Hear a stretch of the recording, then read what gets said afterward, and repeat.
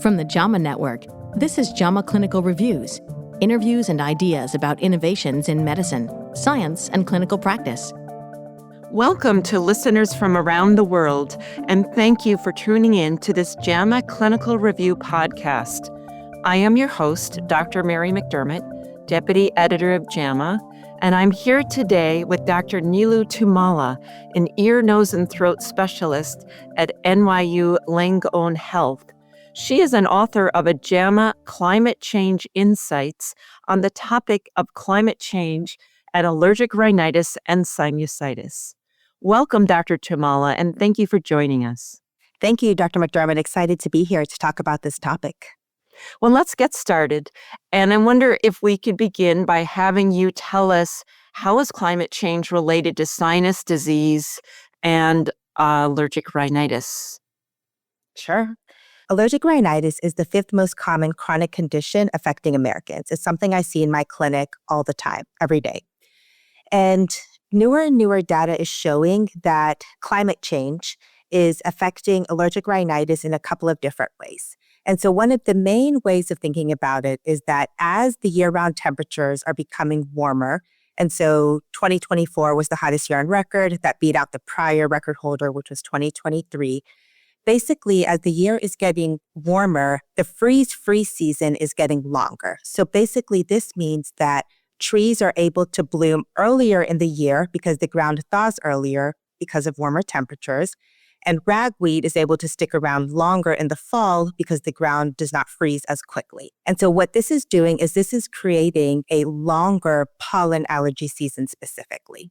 Another thing that the data has shown is that increased atmospheric carbon dioxide, which is one of the main greenhouse gases driving climate change, has contributed to increased pollen production. So as compared to about 30 years ago, there's now about 20% more pollen in the air. So those two things, the combination of increased pollen in the atmosphere and longer pollen allergy season, is exacerbating allergic rhinitis. And are there some numbers that you can give us that illustrate some of the points that you just made? So the data that has really exemplified some of the impacts of climate change on allergic rhinitis. So there was a really important study that was done in the Proceedings of the National Academy of Sciences that basically looked at the North American pollen allergy season. So they had multiple measuring stations across the U.S., and they showed that compared to 30 years ago, there is about 20% more pollen in the atmosphere, and that the pollen allergy season is about 3 weeks longer than it used to be. And then can you talk about the effects of climate change on chronic rhinosinusitis?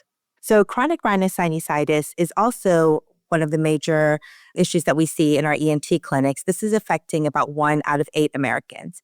And there's a couple of different ways that climate change is affecting chronic rhinosinusitis. And so one of them is because of its effect on allergic rhinitis. So patients who have allergic rhinitis have an increased risk of developing chronic rhinosinusitis. And so what we just talked about with how climate change is worsening pollen allergies. But then climate change is also affecting chronic rhinosinusitis in a couple of indirect ways. So a lot of the sources that are driving climate change are also driving worsening air pollutants like fine particulate matter and ground level ozone. And so these air pollutants irritate the nasal mucosa. And there's a couple of different mechanisms, but basically they increase the amount of inflammation in the nasal mucosa. They can disrupt the epithelial barrier function. And so these mechanisms increase the risk of developing chronic rhinosinusitis. And so what some studies have shown is that this worsening air quality is increasing the prevalence and incidence of chronic rhinosinusitis long term. And then there's also a couple of indirect ways that both allergic rhinitis and chronic rhinosinusitis are affected by climate change. And this is because of climate change's impact on natural disasters. So basically, wildfire seasons are becoming worse in the setting of climate change because of these year-round warmer global temperatures. And wildfire smoke, PM 2.5 specifically, has been shown to increase the risk of chronic rhinosinusitis. This is something I saw in my patients a lot this past summer, especially when we had the wildfires in northern Canada and that wildfire smoke came down to where I take care of patients in New York City, where I had a lot of patients saying it was a lot harder for them to breathe. It was a lot harder for them to go outside and feel comfortable being outdoors with their nasal congestion, their postnasal drainage. They felt like their sinuses were inflamed.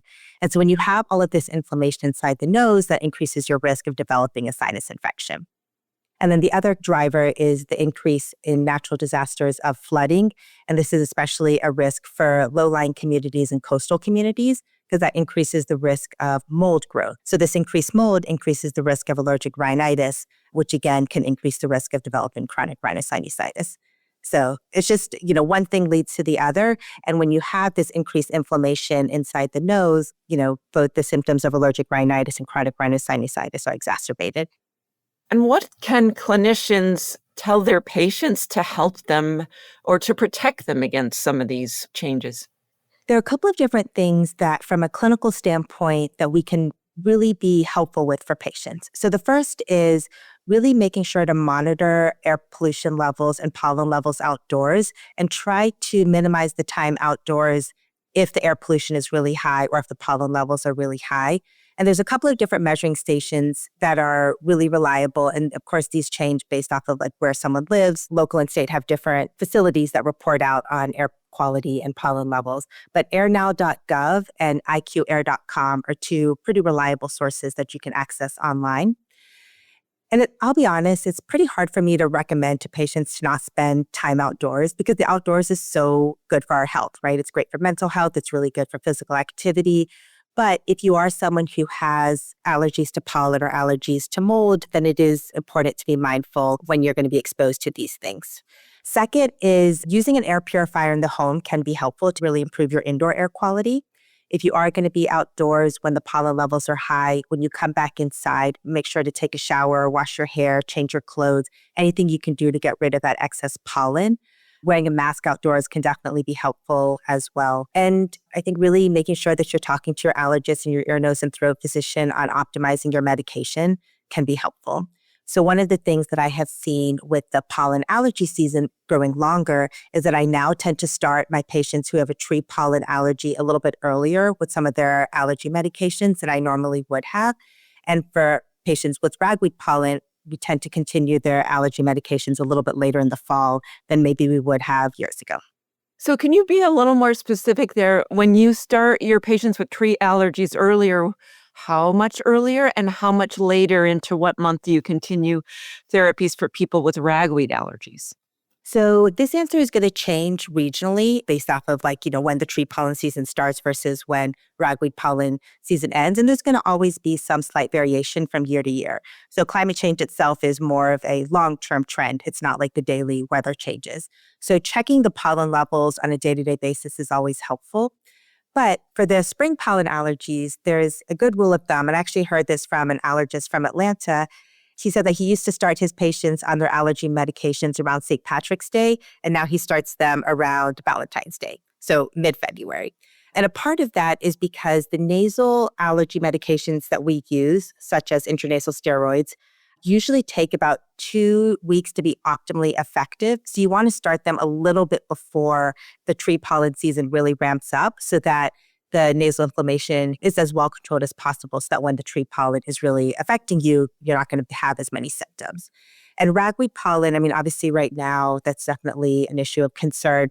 It's really just checking the daily pollen levels. And then the weather in New York City has still been a little bit on the warmer side. And so I'm continuing my patients on it right now. We'll just have to see how the weather goes for the next few weeks. And a few other questions based on some earlier things you said for airnow.gov. So what threshold do you feel is important for your patients? And can you just talk a little bit about that? Sure. So the threshold really depends on what underlying comorbidities you have. And what a lot of these websites do is they're quite good about giving different markers what the air quality is. And then if you have certain comorbidities, certain conditions, like how sensitive you need to be. So it'll be like mild risk, medium risk, high risk for sensitized individuals. And so I think that taking this information in the context of what your own health looks like, taking it into context of how much time you're going to be spending outdoors, what time of day you're going to be outdoors, are you wearing a mask or not, putting all of those elements together to try to figure out what the air quality is like and then how you can best protect yourself is really important. Is there any other education that you give your patients to help protect them against some of these climate change effects on sinus diseases and allergic rhinitis? The one thing I talk to my patients about is just being mindful of the air quality and being mindful of the pollen levels. And as much as possible, educating yourself before you go outdoors, trying to manage your medications as best as possible.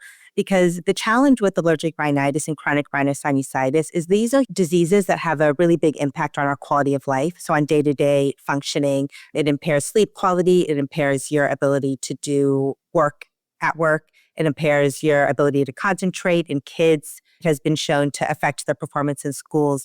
And so anything we can do to mitigate the inflammation, anything we can do to minimize nasal symptoms like congestion and postnasal drainage are going to be helpful.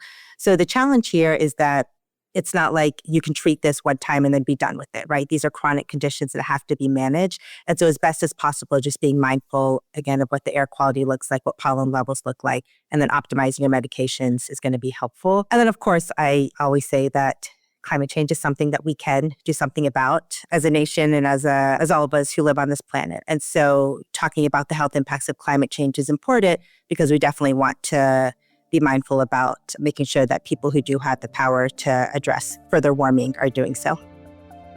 I'm Mary McDermott, and I've been speaking today with Dr. Tummala about her JAMA Insights on the topic of climate change and allergic rhinitis and sinusitis. You can find a link to this article in this episode's description. This episode was produced by Daniel Morrow at the JAMA Network. To follow this and other JAMA Network podcasts, please visit us online at jamanetworkaudio.com. Thank you for listening.